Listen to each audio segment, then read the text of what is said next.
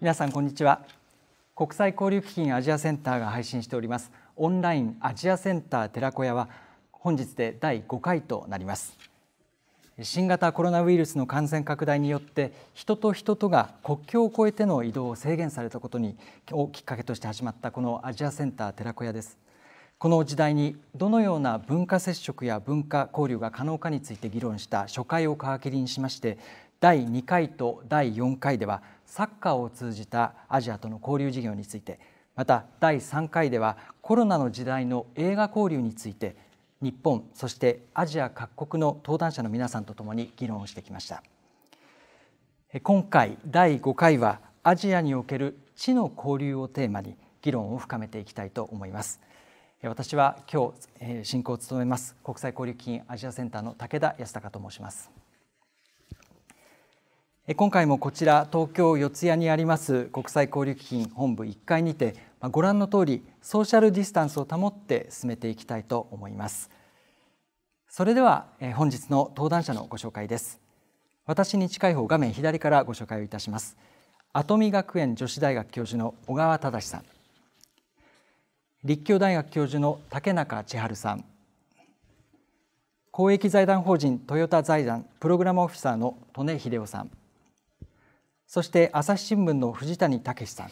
藤谷さんはアジア総局長を経まして現在は編集担当補佐兼ジャーナリスト学校デジタル推進担当部長でいらっしゃいます。皆さんどうぞよろしくお願いいたします。またシンガポール国立大学東アジア研究所上級研究員のラム・ペンエイさんにも事前にお話を伺っております。登壇者の皆さんの詳しいプロフィールにつきましてはアジアセンターのウェブサイトをご覧いただければというふうに思います。さて、今回の寺子屋で知の交流をテーマとしたその理由について少しお話をしたいと思います。アジアセンターではですね、先日このような冊子を作成しました。 ALFP アジアの未来は世界の未来共に考えるプラットフォームを作るというタイトルの冊子です。ALFP はアジアリーダーシップフェロープログラムの略称で、今からおよそ25年前の1996年に私たち国際交流基金と、現在は公益財団法人となっています国際文化会館アイハウスが共同で始めた事業です。アジア各国のさまざまな分野で活動するリーダーたちを日本に招聘してアジア域内の市民社会をつなぐネットワークを形成していくことを目的で始めたものです。東京の中心部にあります国際文化会館にアジア各国から少ない年で5人、多い年でも8人という少人数が集まりまして、2ヶ月間にわたってまさに寝食を共にしながらアジア域内のさまざまな問題について対話を深めました。そしてその成果をシンポジウムやワークショップといった形で発信をしてきました。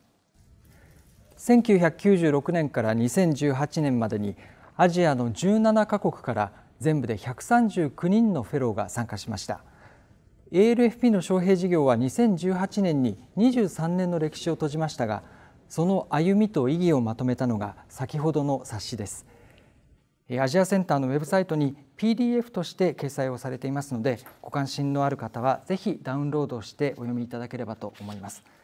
また現在英語版も作成中です。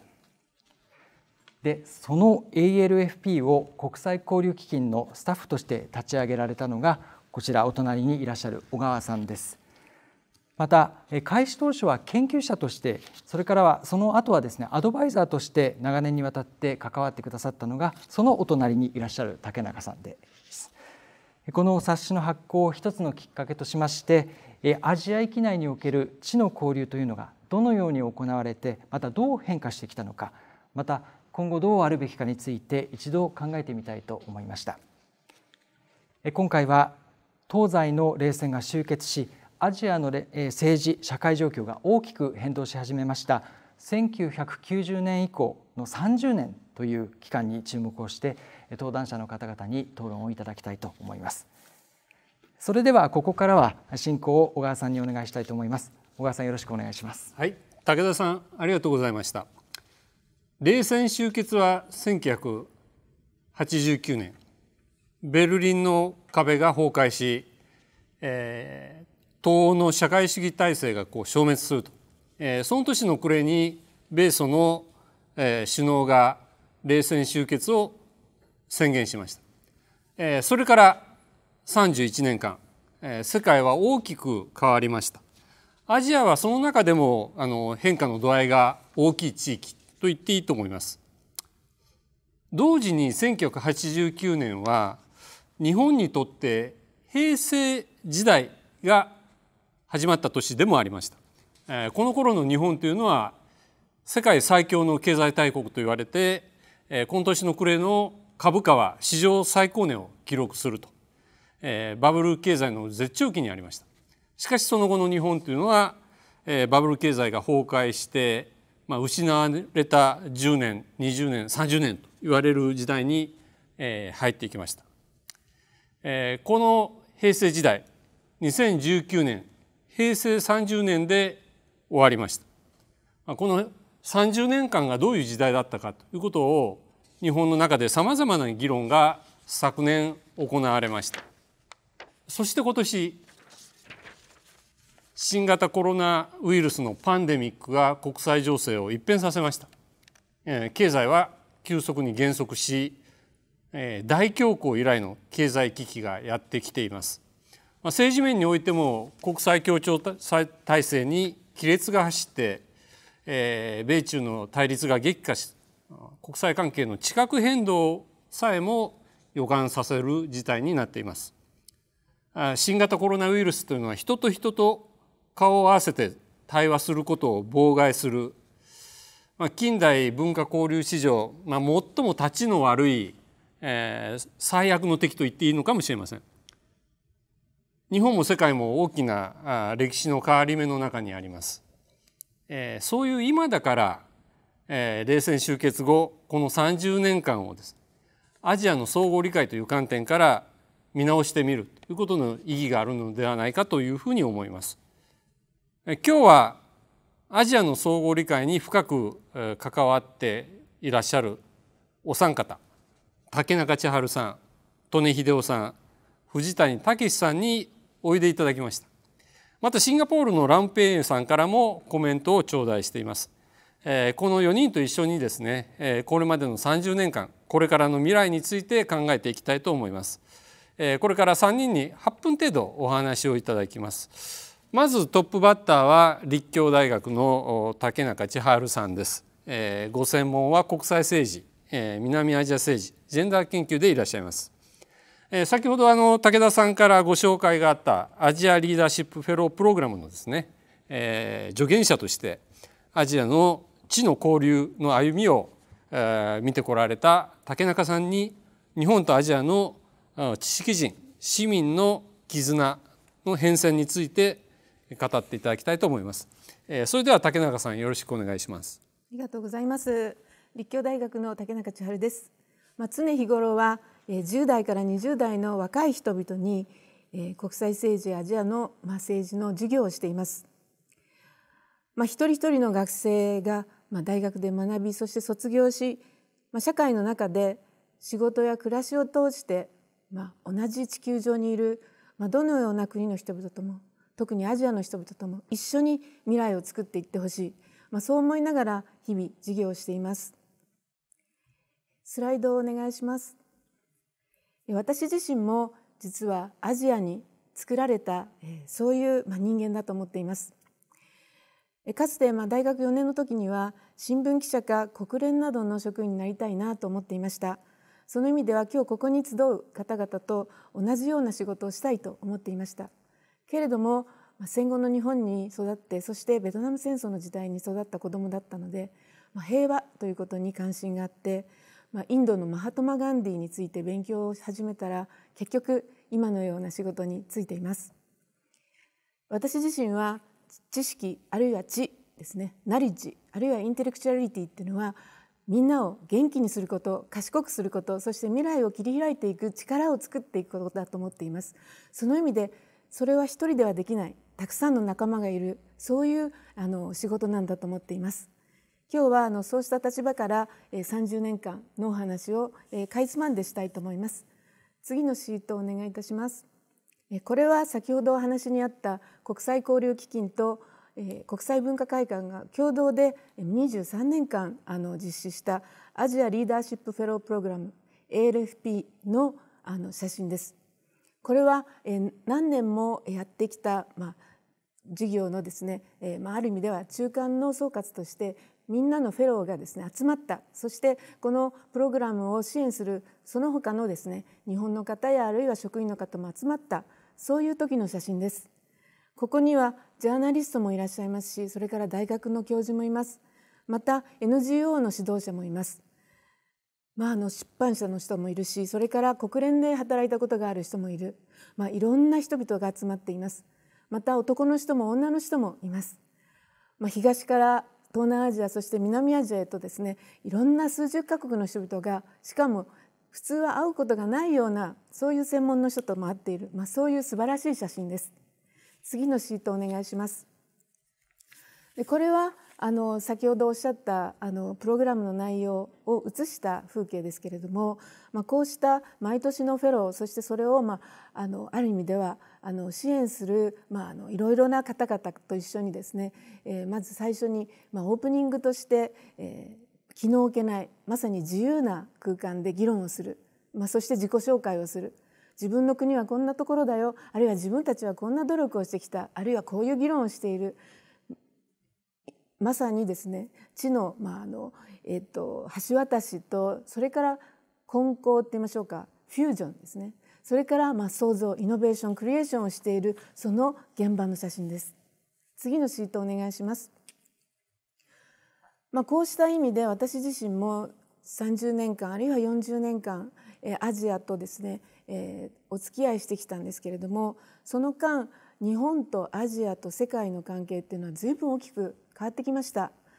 70年代は高度成長の日本、そしてベトナム戦争が終わってくる、それでどうやって平和の中でアジアの貧困を助けていくのか、これが課題だったと思います。国際交流基金もあるいはトヨタ財団もあるいはその他のいろいろな組織もですね70年代に作られました。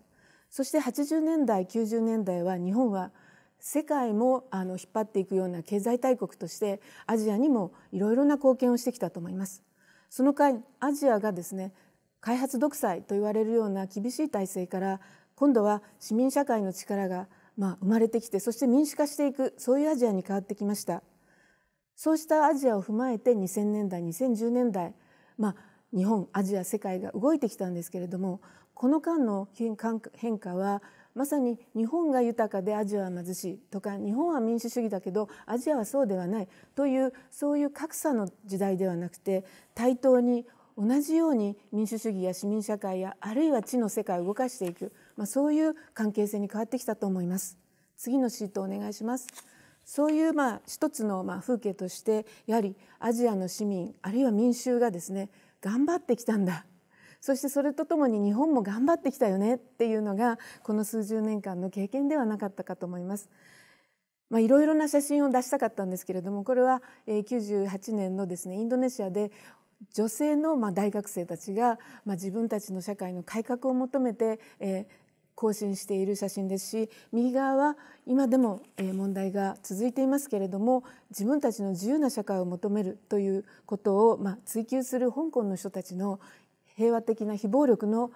運動です。次のシートお願いします。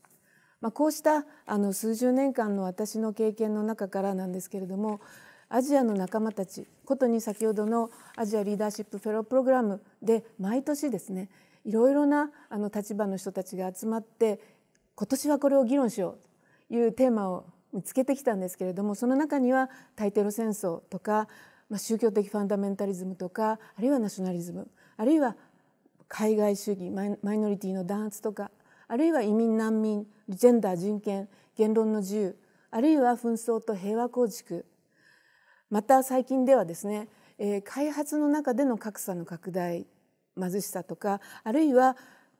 クライメットチェンジ、気候変動とか環境、そして温暖化、そしてまたそうしたものとも関わる自然災害、あるいはさまざまな事故とかですね、そういうことについても考えてきました。ということで、私の結論としてはなんですけれども、今何かもう結論が出ているということではありません。今もオンゴーイングで日本も頑張っている、アジアのいろいろな国々の人々も頑張っている、そして世界も動いているのだと思います。でここで忘れてはいけないことは、今年の感染症パンデミックでも経験しているんですけれども、私たちは決して一人ではない、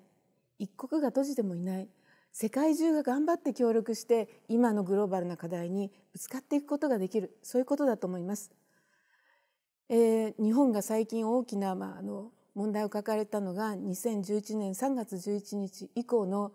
大震災、大津波、そして原発事故といったことでした。その時にも隣人、つまり隣の国々ですね、韓国、中国、台湾、あるいは東南アジア、そして南アジア、まさにこのいろいろな私たちがプログラムをしてきたような国々の人々が募金をしたり、やってきて助けてくれたり、ボランティアをしたり、本当に援助外交と言われたんですけど、非常に大きな援助の輪が広がって日本の私たちを支えてくれました。ですので、これからですね、21世紀いろいろなことがあると思いますけど、私たちは決して孤立してない、たくさんの仲間がある、そういう中で未来を切り開いていけると思います。私がいただいた知の交流の宝物はこれです。ありがとうございます。竹中さん、ありがとうございました。非常に元気の出るコメントをいただきました。今出てきましたけども、貧困と独裁のアジアから豊かさと自由のアジアへというキーワード出てまいりました。アジアの知的交流についても、橋渡しから金交、金交から創造へと、交流の在り方が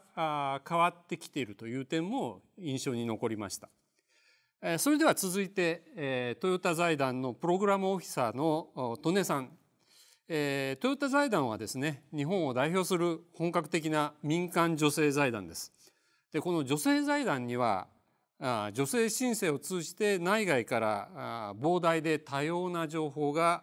集まってきます。女性という行為を通じてトヨタ財団がアジアの変化をどのように捉え、日本とアジアの関係性をどのように捉えていたのか、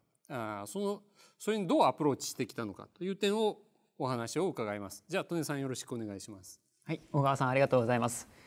トヨタ財団の利根と申します。私の方からは事前にいただいた質問にお答えする形で、また深い議論はこの報告の後にさせていただければと思いますけれども、ここにいらっしゃる登壇者の方々、普段我々が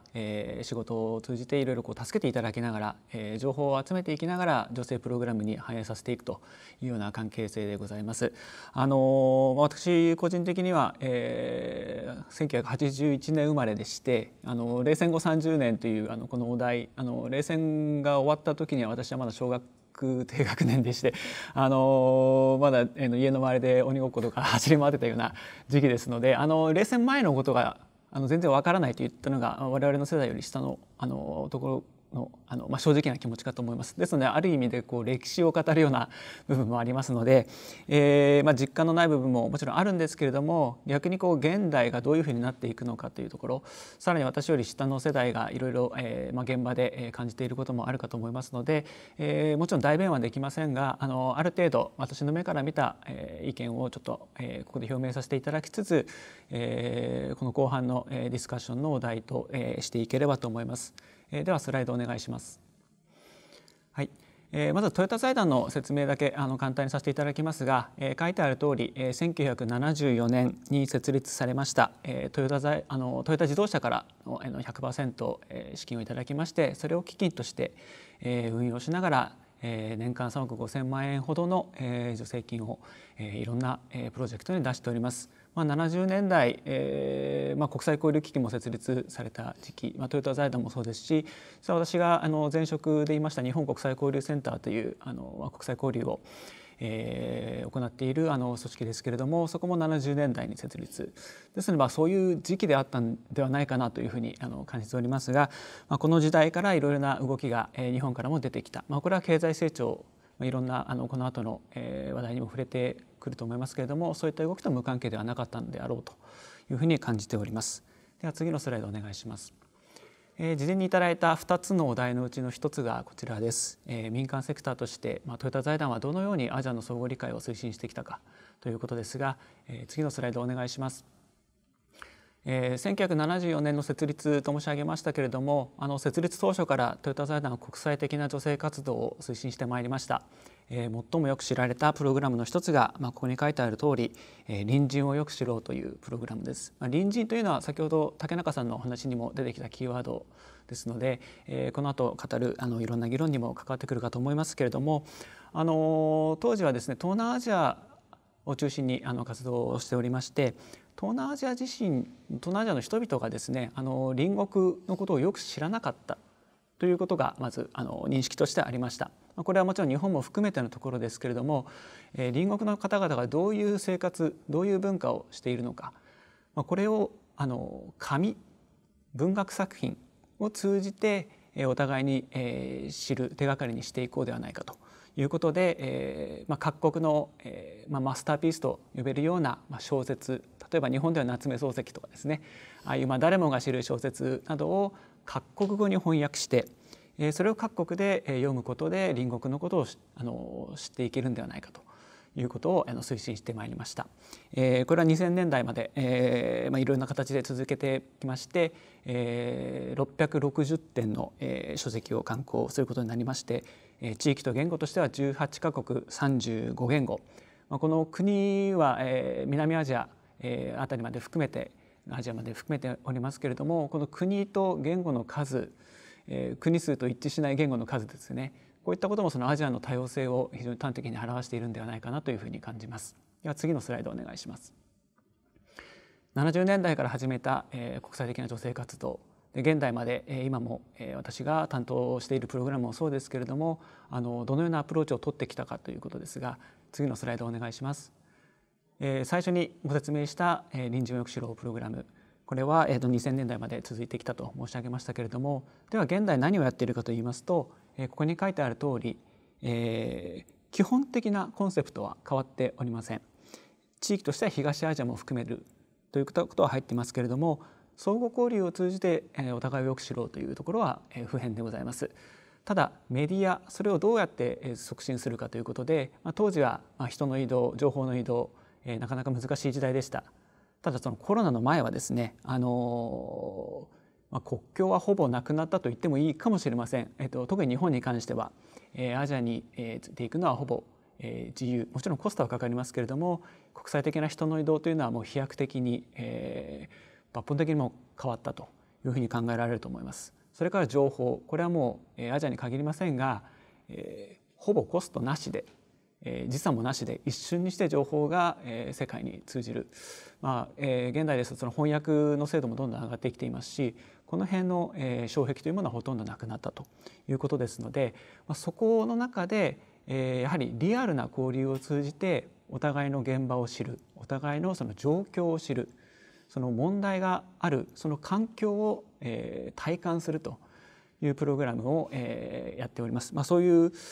ことを通じていろんなそのアジアの共通課題、高齢化、気候変動、他に何でしょう、もう本当にいろいろなものが共通して掲げられるかと思いますけれども、それにどういうふうにアプローチしていくか、リアルな交流を通じてお互いに解決策を探っていこうというさまざまな試みをサポートしております。では次のスライドお願いします。で今申し上げたことも関わりますけれども、この30年間、だけではないですが、戦後どういうふうに変わってきたか、経済成長、中間層の拡大、それから今申し上げた人の移動、情報の移動が格段に良くなったということですので、日本に関して言いますとアジアの中でのポジションはやはり相対的に変化している。それから中間層の拡大、これは昔、他の方の議論にも出てきますけれども、いわゆるエリートが国を越えて移動して知的交流をしてきたという時代から、やはり SNS などもありまして、中間層の方の意見、考えがやはり世論形成に非常に大きな影響を与える。その中でいわゆる昔ながらのエリート、あるいはパブリックインテレクチャル、知的リーダーという方たちの役割はどうなっていったか、これも考える必要があるかと思います。では次のスライドお願いします。でアジアはどういうふうになっていったか、私はちょっとこのスライドを作るにあたってどういうふうな表現があるかなというふうに考えたんですけれども、やはり日本一国だけ、あるいは他のアジア一国だけが成長するということは、現代ではもはや幻想に過ぎないんだろうなというふうに感じております。もちろん共に繁栄を目指していろんな活動をしているわけですけれども、やはり同じ課題にぶち当たる。そこでやはり共に悩んでいく。その過程の中でやはり共に同じ問いを立てて、解の出方はもちろん違うかもしれませんけれども、やはりその解を探る道筋は一緒にやっていこうと、この中でやはり支え合い、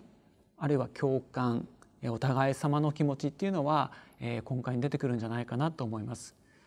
次のスライドお願いします。今申し上げたことと重なるんですけれども、少し俯瞰して日本の立場、アジア全体を考えてみると、やはりアジア全体の中で日本というのはごく一部に過ぎない。その中でやはり言語、国の文化の違いで多様性、その中でいろんな分断が出てきているというのは現実にあるかと思います。ただ同時に人の移動、情報の移動がある中で、少なくとも私が見える限りですと、昔では考えられなかったような協力、あるいは協働する活動が無数に出てきている。この分断と協力が一緒に混在してきているというのが、現在のアジアだけでなくグローバルに起きていることなのであろうと思っております。でこの後者の協力とか共同を進めるっていうのが国際交流基金なりトヨタ財団なり、あるいは他のアクターの仕事の重要な部分を占めるわけですけれども、やはりそこの部分で根幹になるのはお互いの共感、あるいは人と人との交流を通じて、作られ、あるいは進化を深めていく、信頼関係といったものがあるんだと思います。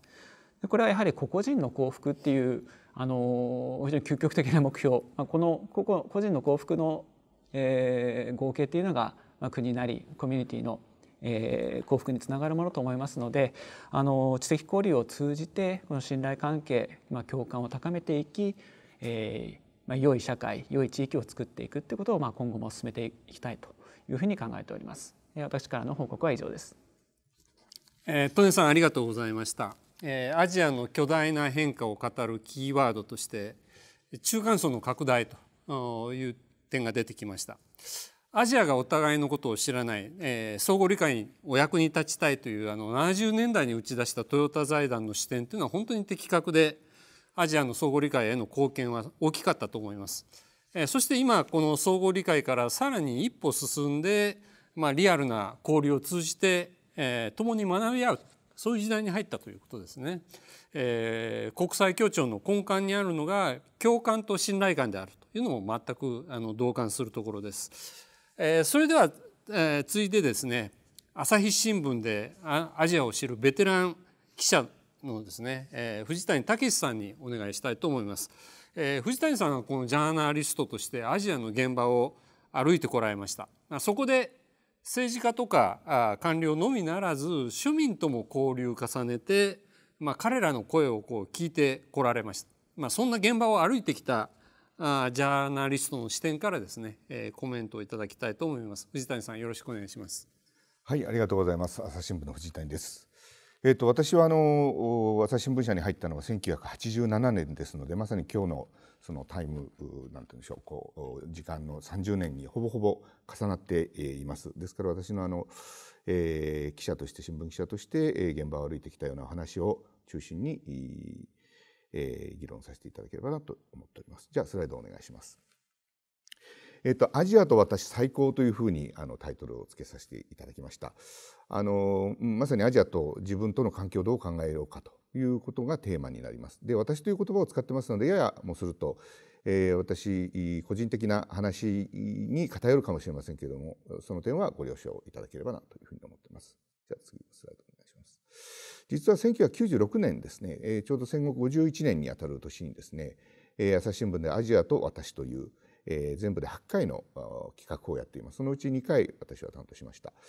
でここで伝えたかったことは2点ありましてですね、やはりそのアジアから学ぶんだと、それから学ぶことによって自分のことを知るということが1点からもう一つはやはり多様性を知り、あるいは探っていってですね、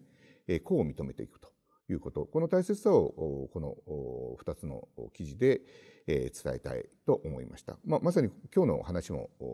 まさにこの2点についてを軸にお話したいというふうに思います。じゃあ次お願いします。先ほどから竹中さん、それから利根さんからも同じようなフレーズが出てますけど、私もアジアとの関わりにおいてですね、こういったフレーズをよく使います。例えばアジア一つだとかですね、隣人としてのアジア、あるいはアジアとの共生、こういった言葉ですね。で非常に魅力的な言葉です。ただ一方でややもすると、本当にそうなんだろうかということをたまに思ったりもします。そんなような話をこの後させていただきたいと思います。次お願いします。で私はですね、そもそもで言いますと、1983年に東南アジア青年の船という日本政府が主催している交流事業、これ2ヶ月間、当時はまだ ASEAN5 カ国だったんですけれども、同世代の若者と、まさに寝食ともにしてですね、ちょっと恥ずかしい写真ではあるんですけれども、たまたまフェイスブック上に最近当時の友達が共有しているものを、ちょっとコピペをしてですね持ってきたんですけれども、この丸の中にいる、チャラチャラした感じのが私なんですが、でやはりそもそも初めて行く国々です。でやはりもっと知りたいなと、あるいは住みたいなというふうに考えましてですね、当時、大学で交換留学の制度があったフィリピン・ネグロス島の大学に約1年間留学しました。その時の写真が右側です。セブ島と同じように真っ白い砂浜のところで、あんまり勉強しないでこういったところにずっといたような気もするんですけれども、こういったような、1年間でした。次お願いします。で私にとっては本当に気づき学びが多い、特にこのフィリピンでですね、ありました。例えばここで歴史と書いてまして、大きな歴史、小さな歴史っていうような表現してますけども、これは価値が大きい小さいという話ではないんですが、例えば教科書で習うその第二次世界大戦の話というのはこれはもうみんな知ってますけれども、やはり例えば、大学の寮の寮長さんがですね、おじさんが日本兵に殺されたとかですね、そういうまだその生々しい話をですねいくつも聞いたり、あるいは別にですね、日本とそのフィリピンとの関係で言うと、例えばおじいさんが麻のプランテーションでミンダナオ島に入ったという日本人の、要するに孫がですね同じ寮にいたり、あるいはまだ当時はアメリカの統治下にあったその沖縄にいたフィリピン人と日本人の間に生まれた子供がやはり同じ寮にいてですね、そういった人たちと出会うわけですね。で私は全くそういうその歴史を知らずにですねフィリピンに行ってですね、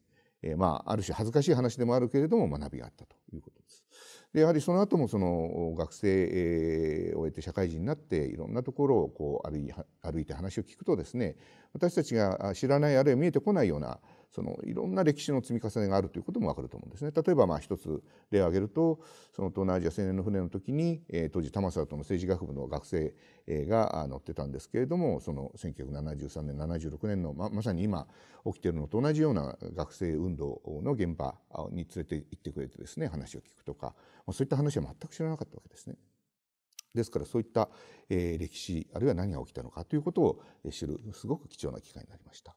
からもう一つ多様性、重層性という言葉で書いてますけれども、まさに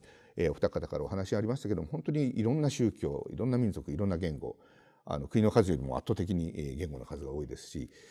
それから文化的にもいろんな重層的にですねインドの文化の上にイスラムが入るとか、そういったものが起きる。あるいは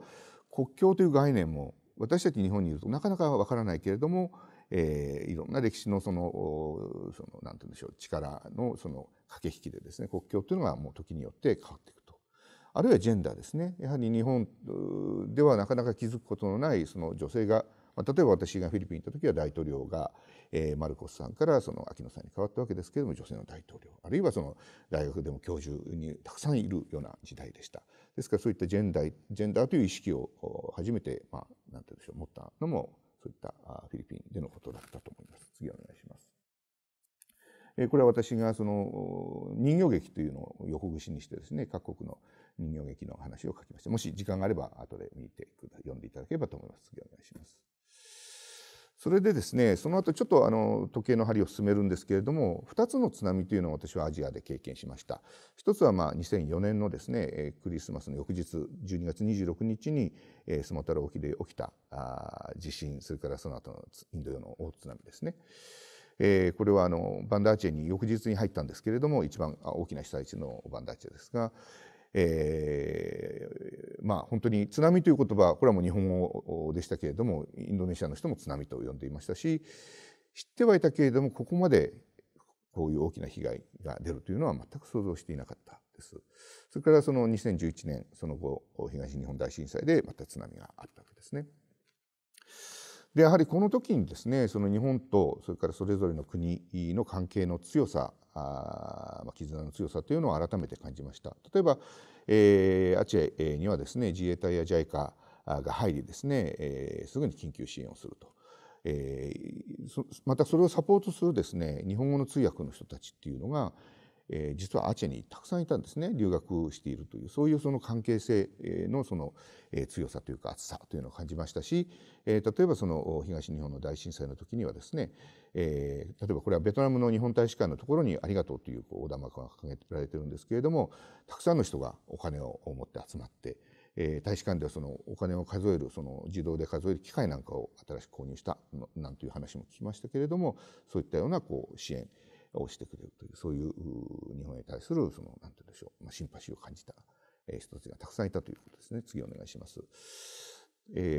ただやや私その時に疑問に思ったのは、これが本当に対照的なのかシンメトリックなのかなということを考えさせられました。次お願いします。そういったものをちょっと記事にしたものがありました。あったので、またこれ後で読んでいただければというふうに思います。次お願いします。それでですね、やはりその日本とアジアを考えるときに、ややその優越感なりですね、先ほど日本がその先進国で残りが途上国だというような意識がまだまだあるんじゃないかなということを感じることもありました。例えば日本の経済団体の代表の方がですね、バンコクに来て、タイの政府要人にいろいろあってですね、いろんな提言をしたり申し入れをする。で日本メディアに対しては記者会見をして、これは極めてありがたいことなんですけれども、タイのメディアは要請をしてもやってくれない。やはりその内向きというか日本向きというかいうようなことを感じることもありましたし、それから例えば ODA の世界でいうと、その最近のそのインフラ輸出みたいなことでですね、その日本中心のあまりその相手のことを考えてないような ODA みたいなものも最近見受けられたりするということもありました。で一方でですね、こうは言っても私自身もですね、自分のそういう優越感みたいなのを感じる時期がことがありましてですね、その津波の時に、取材をしてまして、もう暑いもうなんて言うんでしょう、太陽がさんさんと降りかざす中でですね、なんて言うんでしょう、熱中症というかもうフラフラしていたんですね。でそこを見たたまたまそのバイクの後ろに荷台があって、そこに乗せてもらって取材をしてたんですけど、その運転手さんが、ペットボトルの水をくれましてですね、ですごい生ぬるい水だったんですけど、本当に生き返った、非常に美味しかったと記憶してるんですが、その時に気づいたのは、やっぱりどことなくやはり自分は取材する側とか、あるいは施す側、そしてその被災者はその支援を受ける側っていう、そういう関係性があったのがもうこの瞬間逆転してしまうという、そういったようなことを感じた。やはり自分の中に長年ずっとアジアとお付き合いをしているけれども、ややそういった優越感みたいなものがあったのかなというふうに思います。それから詳しくはお話しませんけれども、やはり対中国っていうのを意識しすぎる、曇りガラスという表現を使ってますけれども、例えば踏み絵のように何か求めるというようなことも往々にしてですね、その ASEAN の場とかでですね見受けられる。このあたりも少し日本もう少し考えた方がいいんじゃないかなというふうに思うことがあります。スライドお願いします。それからいろいろアジアも課題がたくさんあります。ここに写真や記事が出てますので後でご覧ください。次お願いします。こういったところへの支援ですね、どうやって寄り添っていくのかということも非常に大切で、中間層がアジア増えている中で日本がどういう振る舞いをするのかというのは非常に大切だというふうに思っています。次お願いします。からソフトな課題というふうに書いてありますけれども、経済格差とかですね、その教育医療というのは非常に私のそれこそフィリピンにいた頃に比べるとですね、格段のその進展というか、状況は良くなっていると思います。で一方でですね、同じような社会課題、例えば一つ挙げるとするならば高齢化社会というものがあると思うんですね。次お願いします。で私が最近やはり非常に注目しているのはですね、こういった高齢者ケアモデル、これまでであるとですね、その日本の社会のモデルを相手の国へ持って行ってやってみるというのが多かったと思うんですが、この、最近、神奈川県の湯河原町とタイの文東市、文伊都市の間ではそのお互いのモデルを比較しながらですね、学び合うという関係で、そこに日本の NGO や大学が関わるという、まさに対等な関係をベースにしてですね、学び合い、自分たちにとって、身の丈に合ったものにしていくというような取り組み、まさにその一方的に上からではなくてですね、本当に水平な関係があるということです。次お願いします。でやはりその人が行き来するということが非常に大事で、この上に書いてあるのは私がその96年に書いた記事で書いた統計で、ちょっとそのベースになる統計が違うので最新のものを下に、挙げましたけれども、とにかくアジアに行く日本人の学生さんが増えているということですね。ですからこういう人たちがまさにその自分と同じ目線で、お付き合いをし、相手の違いを認めながら一緒に考えていくというようなことに私は非常に未来を感じているということです。どうもご拝聴ありがとうございました。藤谷さんありがとうございました。日本がアジアを理解していく上で克服していかなきゃいけない固定観念とか先入観ってまだまだあるということですよね。あと大きな歴史だけじゃなくて小さな歴史に耳を澄ませることって、これもすごいアジアの多様な多重な歴史を理解する上で大事なことと思います。でこの30年においてですね、日本と東南アジア大きな自然災害を経験してきました。辛く悲しい経験の中でお互い助け合う対等のパートナー、そういう共感を育んできたと。自然災害を多発させている気候変動、災害からの復興っていうのはアジアとの文化交流が取り組むべき重要な課題というふうに認識されるようになってきています。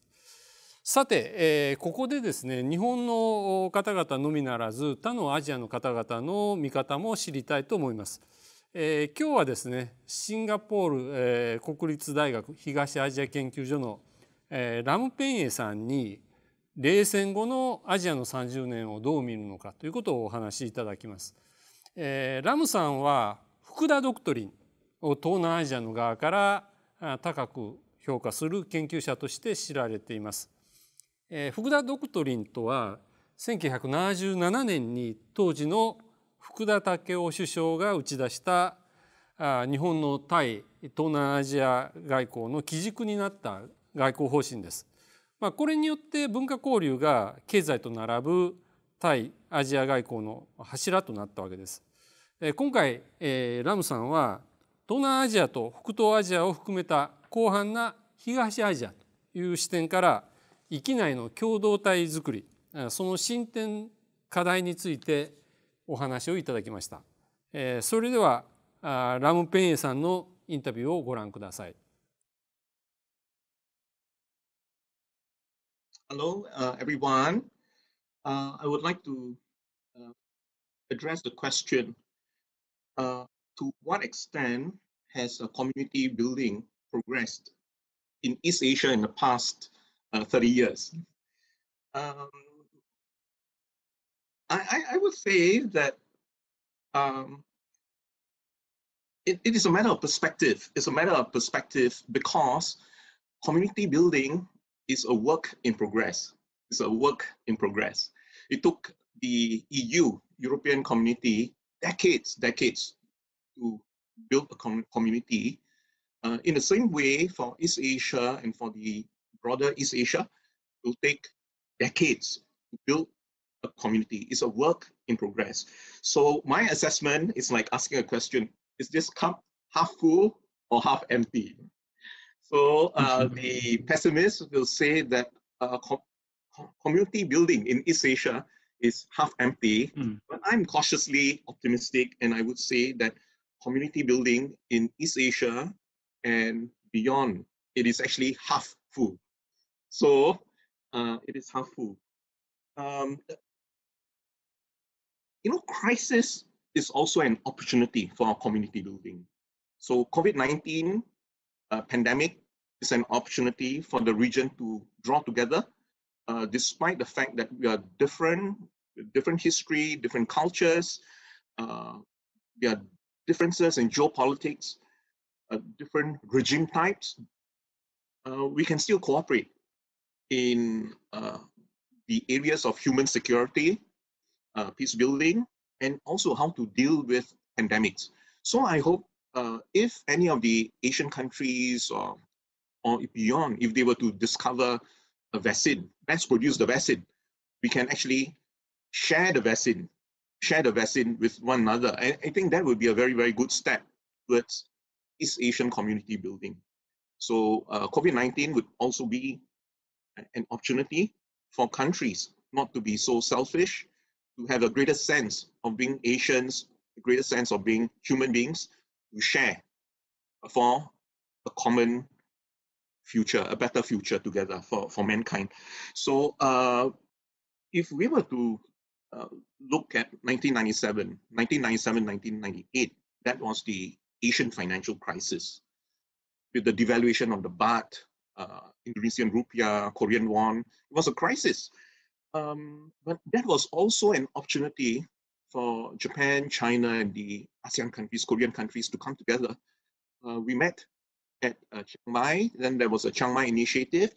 and then that actually paved the way to East Asian multilateralism, ASEAN-centered multilateralism,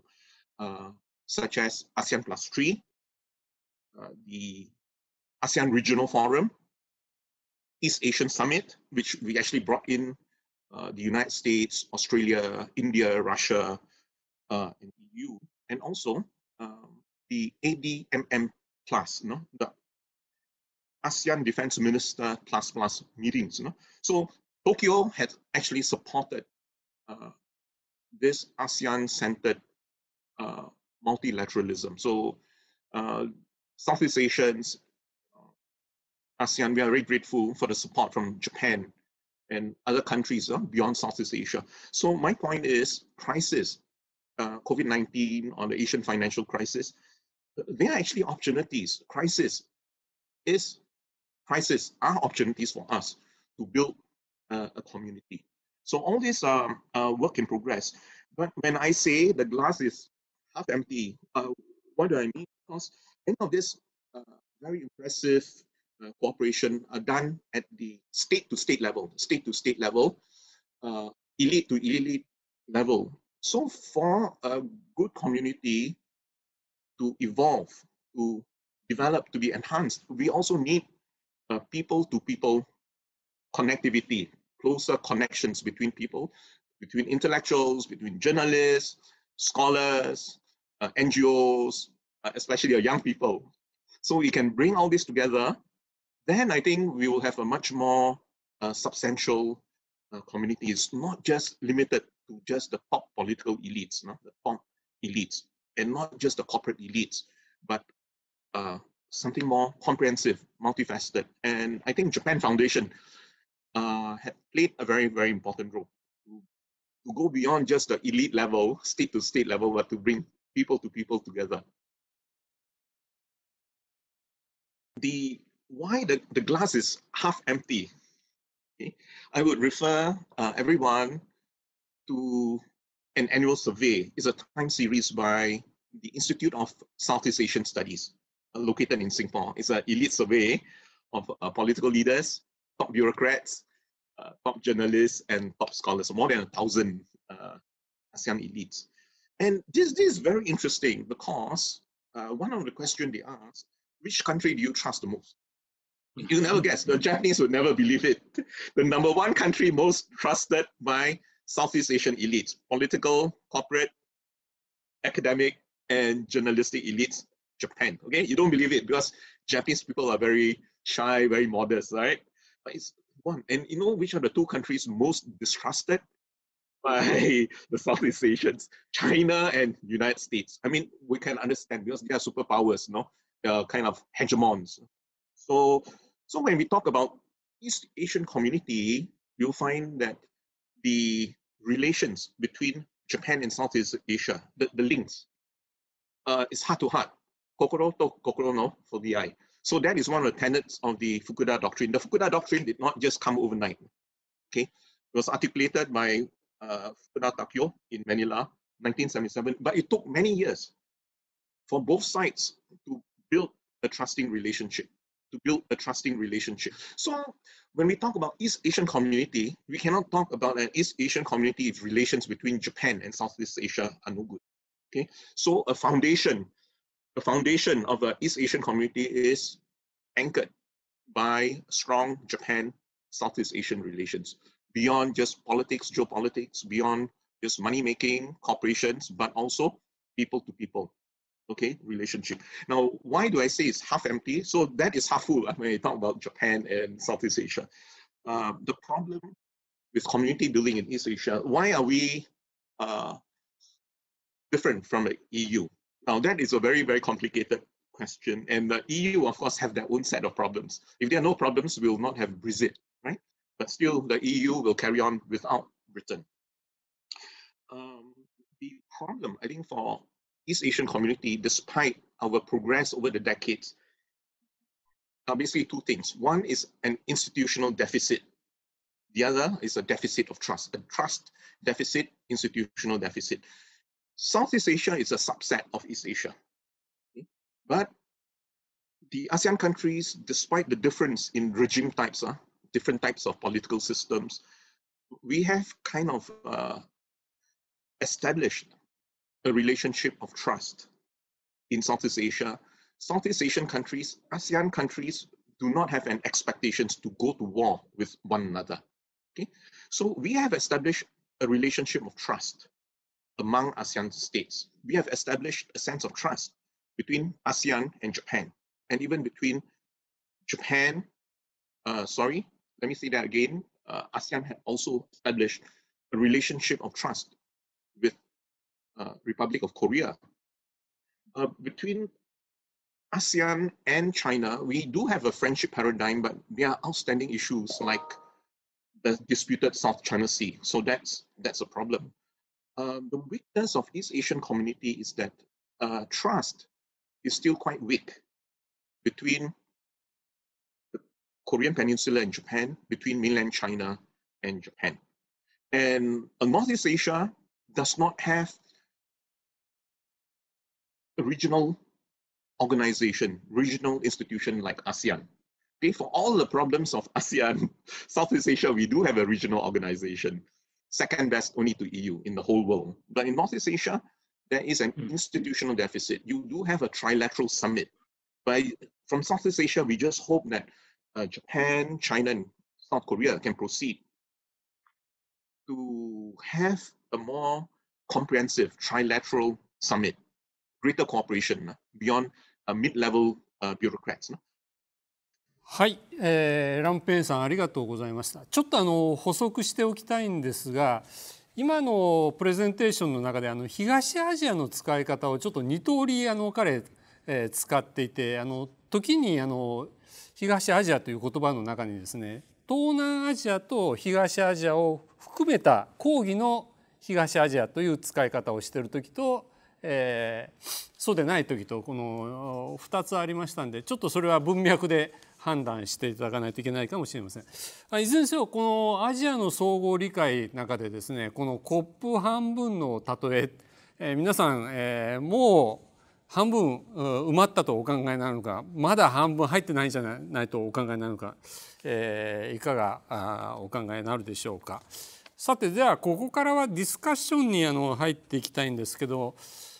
先ほどの3つのプレゼンテーションをもうちょっと深く理解するために、それぞれの方々に質問をさせていただきたいと思います。まず竹中さん、日本のアジア研究とかですね、アジア人によるアジア研究というのがこの30年間の間にどれぐらい進展があったのかという点についてお聞かせください。はい、大問題なんですけれども、簡単に言ってしまうと、19世紀から20世紀の随分長い間ですね、要するにアジアを知るための知識っていうんでしょうか、その言葉っていうのは実はかつてはヨーロッパの帝国主義国、植民地にしたわけですね。そして20世紀の後半は、アメリカそしてソ連といったような超大国が非常に大きな影響力を発揮しました。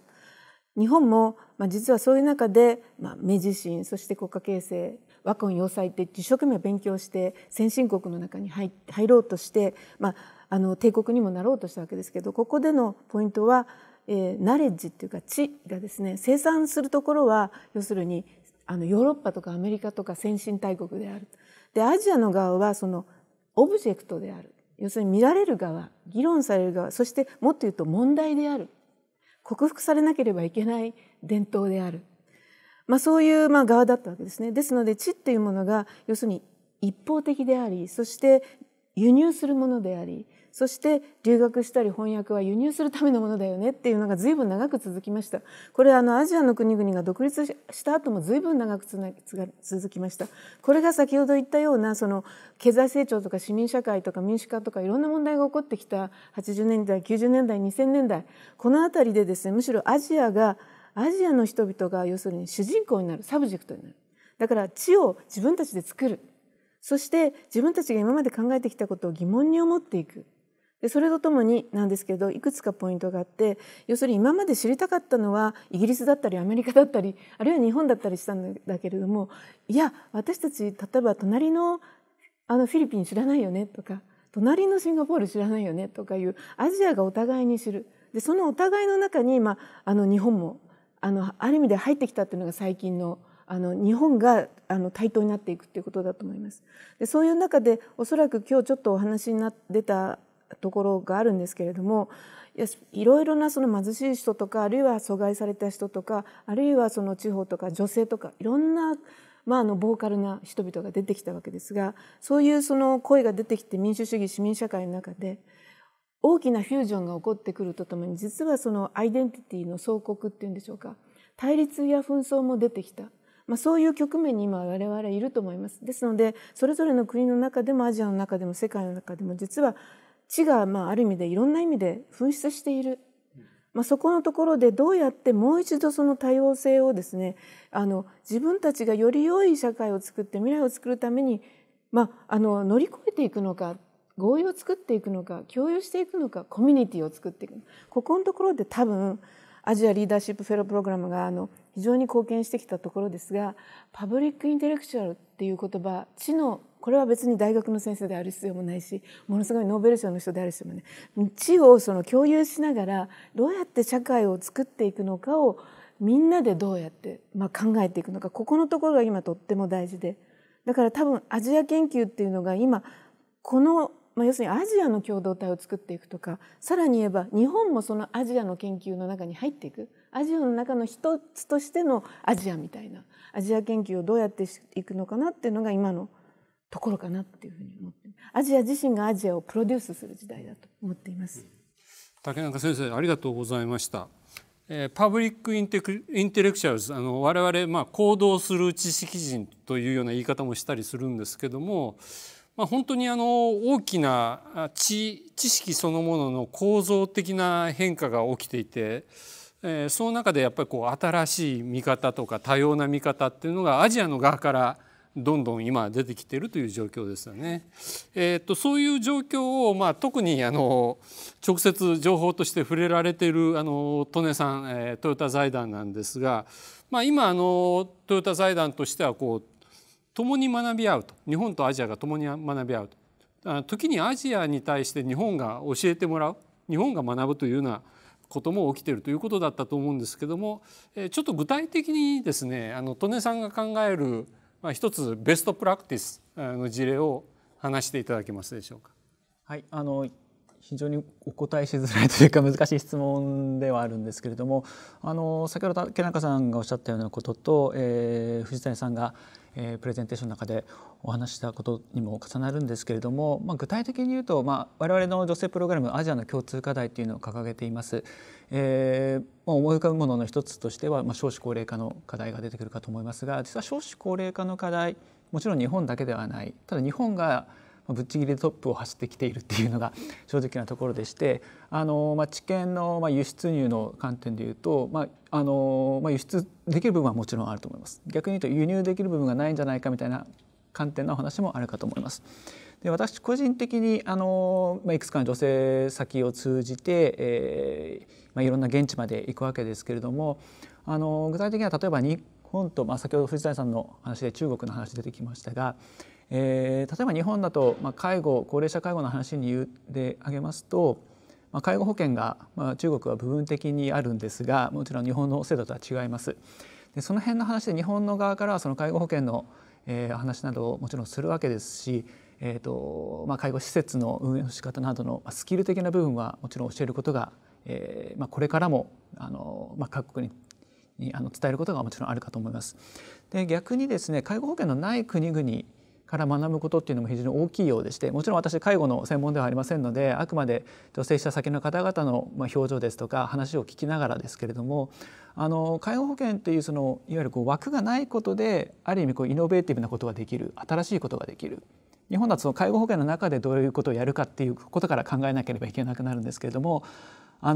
る意味でそういうサポートは公的なサポートがないことで、これもできるんじゃないかあれもできるんじゃないかっていう議論ができる。そこのところは日本の方々も非常に刺激を受けてらっしゃるですね。でそれともう一つやはり、特に中国はそうですけれども、そういう話をした日本側がこういうふうに説明したらいいよみたいなことを言った、もう究極的には翌日には運営の仕方が変わっている。さらにもう少し言うとテクノロジー、例えばスマートフォンを使うとかですね、そういったところはもう翌日には変わって経営に生かしていって、それを施設のスタッフに教えていってみたいな。で1ヶ月後に話をしたらもう全部変わったよみたいな話が出てきて、なんだこのスピードはみたいなことを日本側が逆にものすごく刺激を受けて、我々ももっと頑張らなきゃいけないみたいなことを言う。そういうちょっとズレといいますか、位相の違いはあるんですけれども、お互い期待している部分と期待していない部分、ここが教えられるんじゃないかと思っていた部分が全然響かなかったりとか、そういったことは総合的に考えるとやはりベストプラクティスというか、我々助成する立場としても非常にそうだよねっていう、もちろん現場の方からすると当然に思えるんですが、ちょっと半歩外から見るとそうだったよねっていうことをまたその次のステップにつなげていけるということで、一つ挙げとしてはそこかなと思います。で今申し上げた通り、その少子高齢化の話は都市化にも関わりますし、経済的な部分もありますし、今日本でも非常に課題になっているその移民移住労働者の話にもつながっていき、それが例えばアジアの津波の話から始まった交流を通じて東北の方たちといろんなまた知見の交流が始まるとかですね、そういうラムさんの話にあった通り、常にインプログレスの話でして、ここまで行ったから終わりっていうことがないっていうことですね。でそこのところをずっと続けていけるかどうかっていうことが非常に重要になってくるんじゃないかと思います。で我々としてはその初めの部分できっかけあるいは場を作るっていうところだけお手伝いをさせていただいているわけですけれども、その後どういうふうに転がっていくのかっていうことはやはりその助成を受けた方々、あるいはプロジェクトをやってらっしゃる方々、その関係者の方たちが自分たちのニーズですとかやりたいことを周りからのアドバイスを通じて自分たちの動きを作っていくっていうことをやっていかれているようですので、その辺は我々がトヨタ財団としては学んで、また次の助成先にそういったことをお伝えして、こういったことがあるよっていうことをまたその方たちのプロジェクトに生かしていっていただくということで、非常に常に循環させていくといいますか、知見を俯瞰したアジア地域全体で循環させていきたいなと思っています。はい、ありがとうございます。日中間の今介護の制度の話をしていただきましたけれども、この少子高齢化老いていくアジアっていうのが一つのやっぱりこの30年大きな変化であり、同時にまだ人口ボーナスがあって人口が増え続けている若いアジア、この老いていくアジアと若いアジアのパートナーシップをまたどうやって組んでいくかっていうのも大きな課題の一つですね。それでは藤谷さんにはですね、このアジアの30年間の大きな変化として、この民主化が進んだ国っていうのが結構出てきていると。という中でこの表現の自由について考えてみたいんですけども、この表現の自由っていうのがどれぐらいこの30年間でアジアの中で進展したのか。で同時にこの表現の自由が進んだゆえに問題はより複雑になってきていて、どこまで表現の自由が許されるのかという問題も出てきているようなんですが、その辺についてご意見をお聞かせください。はい、いくつか、論点というか見ていかなきゃいけないところがあると思うんですが、今小川さんおっしゃった通り、民主化によってですね、例えばインドネシアの場合本当に政府のお墨付きの情報しか流せなかったのがもうどんどん新しいメディアができていると。あるいはミャンマーもこれもつい最近ですけれども、2011年ぐらいまでは例えば私たちも取材に行くとインターネットがつながらないと、あるいはつなげるためにちょっとした工夫がいるというようなこと、そういった状況は本当にあったわけですね。ですからそういったところに比べると、例えば今、ミャンマーですと政府の新聞以外にも民間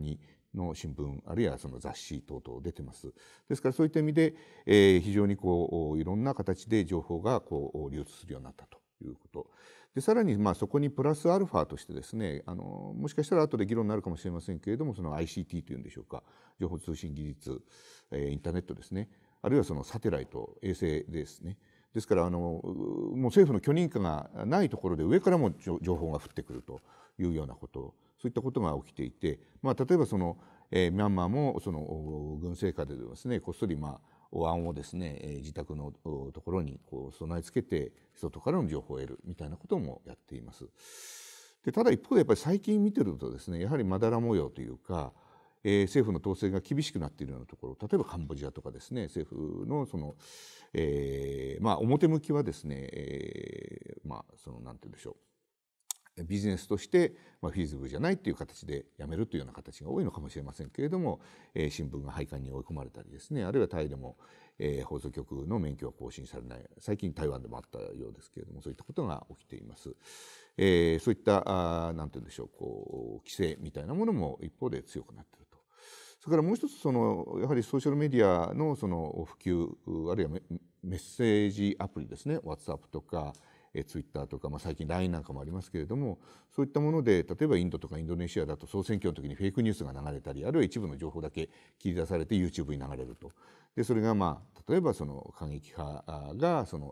イスラムを冒涜しているような、そういうそのプロパガンダに使うようなことも起きているというようなことがあると思います。でもう一点だけごめんなさい、長くなっちゃってますけれども、先ほど指摘があったその東南アジアで、ある種の信頼が構築されているという話のもう一方でですね、その情報という点でいうと、実はその東南アジアの人たちが例えばその隣の国の情報を知るのは、実はロイター通信だったり BBC だったりするという、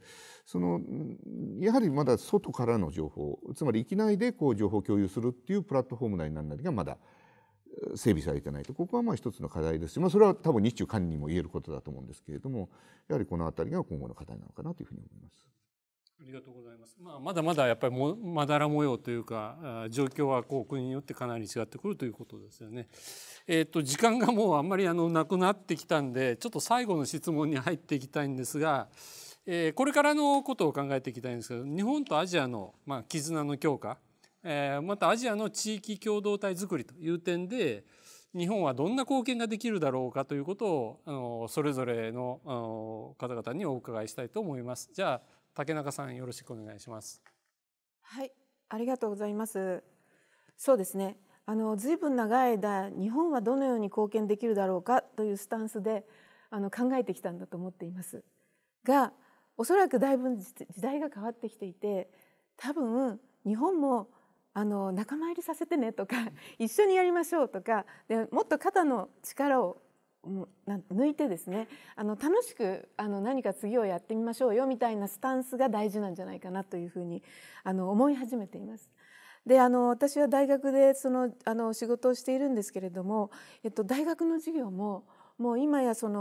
子化という言葉もあったんですが、日本の要するに国籍を持っている学生の方々とか、あるいは日本にずっと暮らしている外国籍の方だけではなくて、要するに留学しているたくさんのアジアの人たち、中国や韓国や台湾や東南アジア、あるいはオーストラリア、アメリカ、あるいはヨーロッパ、アフリカとかいろんな人たちが来て、ラテンアメリカの人も案外いるんですが、要するにもうそこが国際社会っていうか世界なんですね。ですから自分のゼミが世界で、今年はパンデミックだったんで、もうズームでですね、中国とかですね、バーレーンっていう人もいて、スイスとかいろいろ行って、それで動きました。ですから多分日本がこういうふうに貢献するんだっていうことはもちろん大事なんですけど、そしてそういうことに政府とか大きな組織はもっともっと努力してもらいたいと思いますが、それでも多分日本も仲間の一つ、要するに一人として、さっきのコップで言えばですね、半分お水が入ってるコップをどうやってもうちょっとですね、6割とか7割もっといろんな意味でカラフルな水にしていくみたいなところで、要するにダイバーシティの中で楽しみながら仲間づくりをアジアでして、そして未来に持っていく、この辺りかなと思います。アジアは要するに世界経済フォーラムとかもですね言っているように、もう21世紀を先導していくアジアですから、その中で日本も一緒に若い力とかイノベーションとかをもらいながら前に進むっていう、そういうスタンスがいいかなと思います。ありがとうございます。本当そういう意味では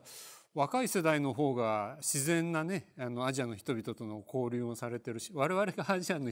若い人々から学ぶことの方が多いのかもしれません。よろしくお願いします。よろしくお願いします。じゃあトネさんよろしくお願いします。若い世代の代表みたいな形になってますけど決して若くはないですが、確かにでもおっしゃった通りその若い世代、私より下の世代の方たち、冒頭私が申し上げた通り自然体といいますか、逆に日本が繁栄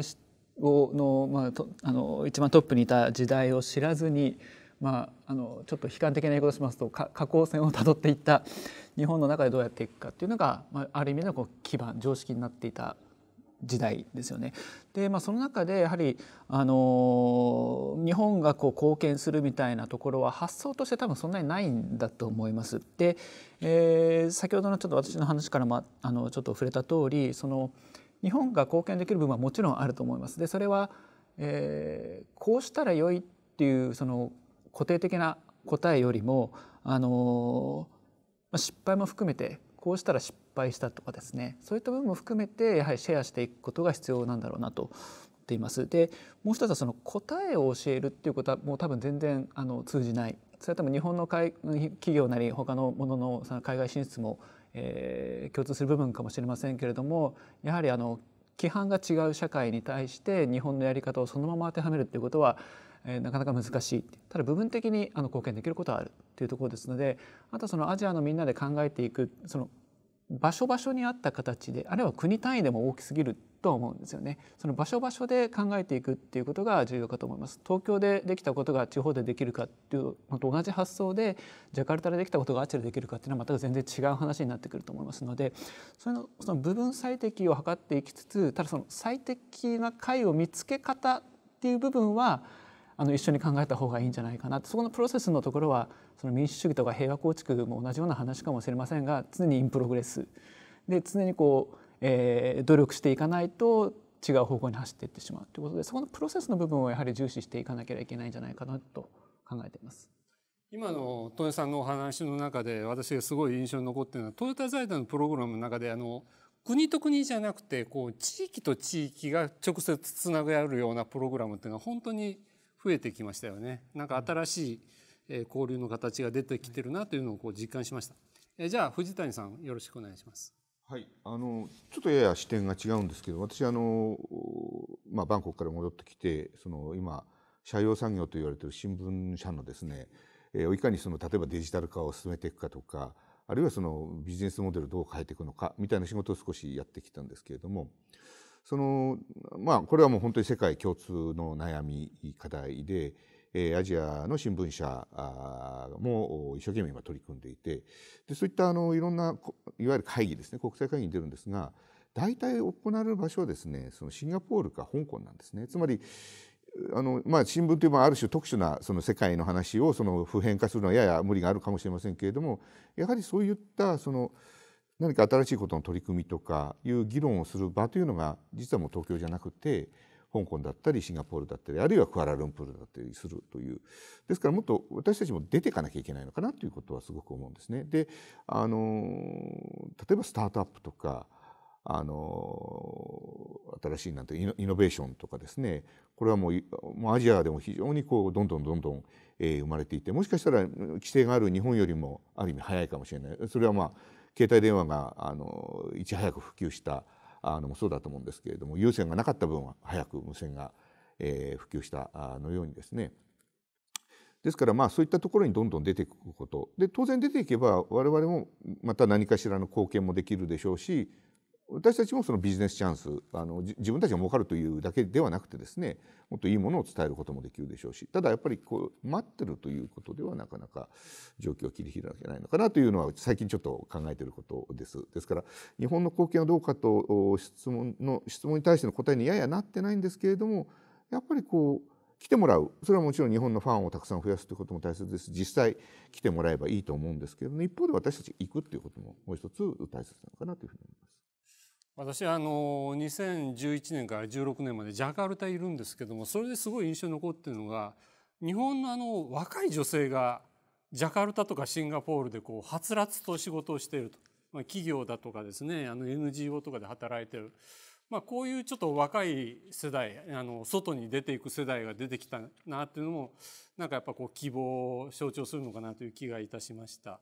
ちょっとまだ時間があるようなんでもう一つだけちょっと追加質問したいんですけども、さっきの藤谷さんがおっしゃってたこのデジタル化、インターネットだとかこの衛星だとか新しいコミュニケーション技術の開発っていうのがもうアジアの総合理解にどんな影響を及ぼしているのかっていうところを、藤谷さん以外の利根さんか竹中さんかそれぞれの立場で何か思うところがあったらお聞かせいただきたいんですが。はい、じゃあ簡単にやはり私自身もインターネット時代に、研究者の時期があったので、要するにそのインドに行かなくても、子育てしながら介護しながらインドの情報を得るので研究できるっていうことがありました。でまた NGO の方々もインターネットなしに21世紀の NGO できないってもう口々に言っています。ですのでいろいろな問題があるんですが、今回のパンデミックの、クライシスも含めてなんですけれども、ある意味で情報共有、そしてその中のクリエーション、そしてその発信、それを繰り返していく、それをプロセスにしてコミュニティにしていく、その中から未来を切り開く知識を生み出していくっていうためにはやっぱりインターネットやはりとても大事で、やはりその中で我々やっぱりさっきのですねアジアとか人類とかのコミュニティを作ることで次の要するにたくさんのグローバルなクライシス、気候変動、温暖化も含めてですが乗り越えていけると私は思っています。でその中でやっぱり女性っていうのも先ほど国際交流基金でもJICA でも、そしてまたトヨタ財団でも朝日新聞でも頑張っている女性がいると私は嬉しくなるんですが、女性もやっぱりその中で子育てしたり介護したりお父さんとか夫とかおじいちゃんと一緒になりながらやっぱりやっていくためにはインターネット大事だなというふうに思っています。はい。トニさんいかがですか。そうですね。ちょっと女性について触れますとトヨタ財団も女性のスタッフが多いですし、女性いわゆるグラントを出すっていう意味での女性先も女性が多分半分かそれ以上なんじゃないかなと思います。なので私は10年ぐらいいわゆるフィランソロピー非営利のところにいますけれども、女性の方が多いですね。私の上司はずっと大学卒業して上司はずっと女性っていうような状況でしたし、そういう意味で女性がやはり多く活躍しているっていう部分はやはりその辺のバランスがあるかと思います。製造業の方に男性が多いとかそういう話はもちろんあると思いますけれども、そこの女性の活躍っていうのは、止まることはおそらくない、これからどんどん進んでいくんだろうなということで、コミュニケーションのやり方で SNS の普及の話ですが、これも良し悪しが両方あると思うのでリアルとどちらがいいとかそういった話でもないと思いますし、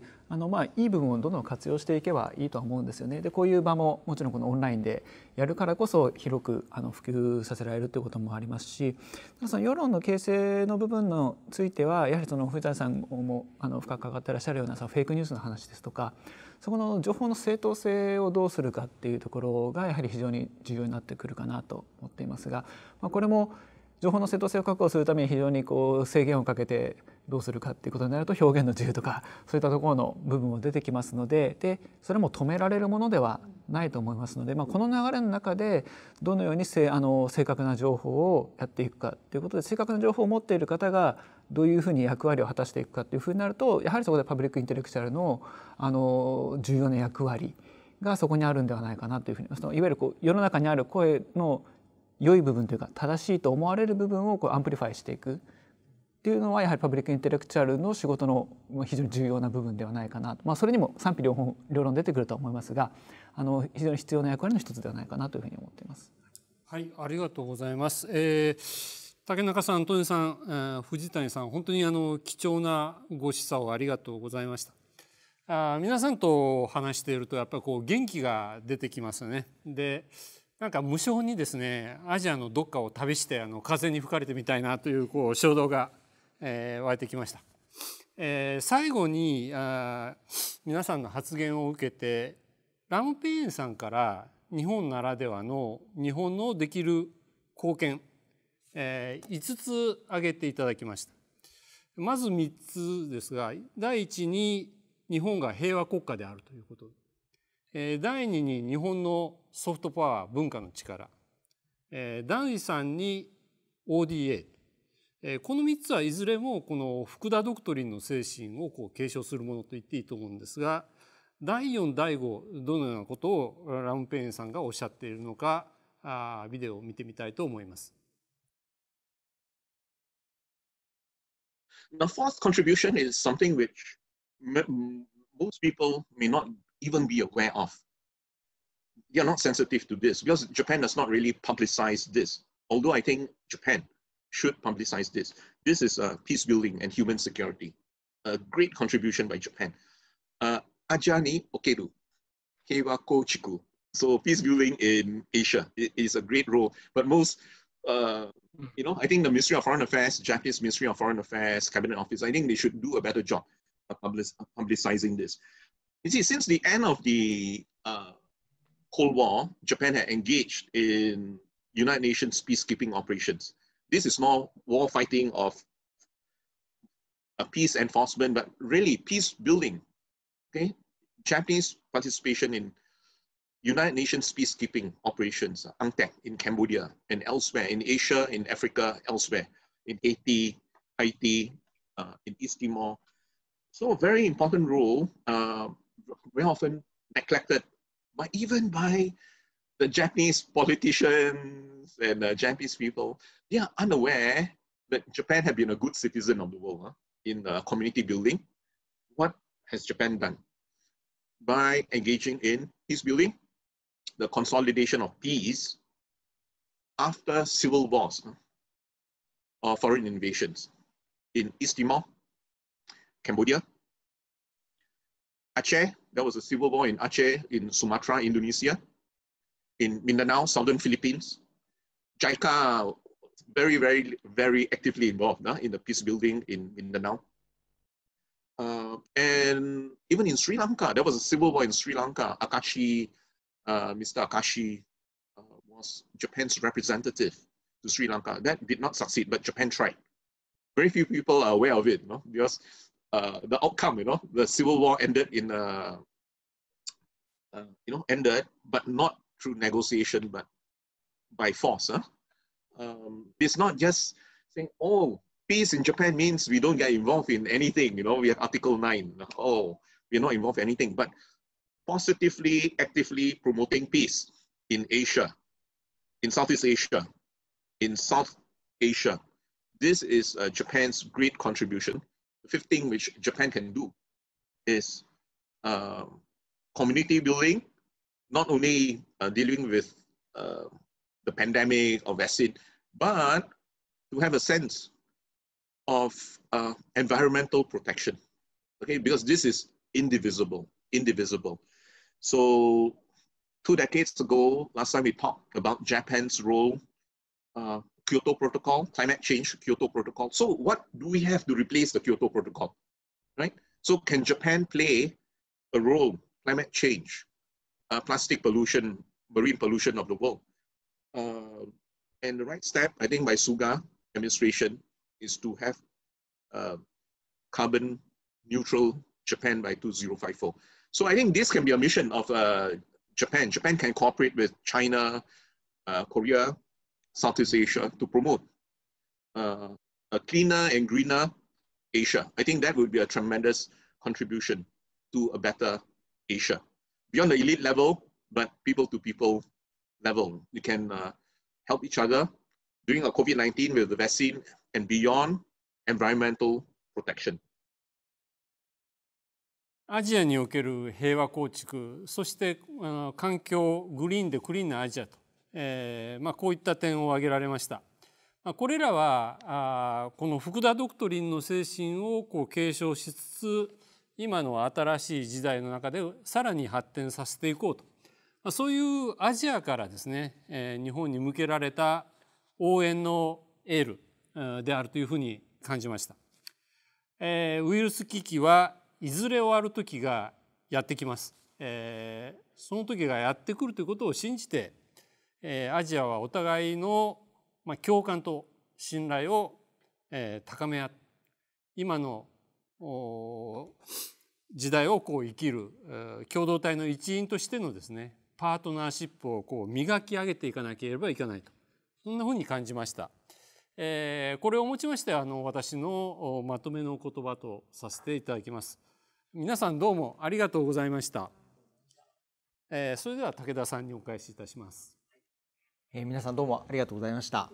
アジアの地の交流を始まりとして大変興味深いお話とディスカッションがなされたと思います。私は個人的に言いますと竹中さんのお言葉の中では日本はやっぱり仲間の一人としてアジアと楽しみながらいかに仲間を作っていくかっていうところに非常に感銘を受けましたし、利根さんのお話ですとやはりその場所国単位ではなくて場所場所で最適解を考えていくとプロセスを重視していくということが必要かなと。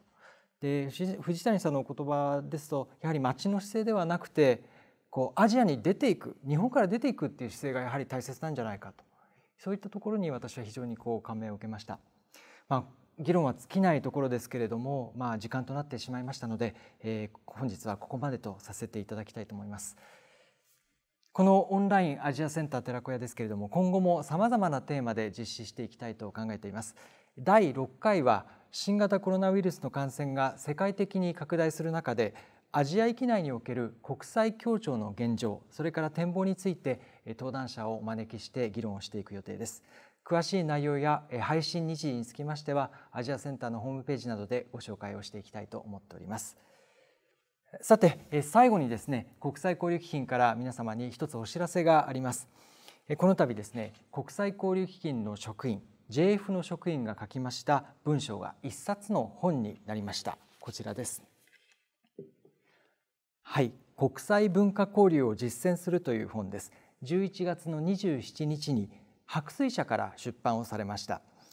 国際文化交流とは何かということをテーマにして国際交流基金 JF の職員総勢17人が世界各国で自らが携わった国際文化交流の経験を踏まえましてさまざまな観点から執筆をしています。今日ご登壇いただきました小川さんにもご寄稿いただいておりますし、私武田も一章を担当しておりますのでぜひお読みいただければというふうに思います。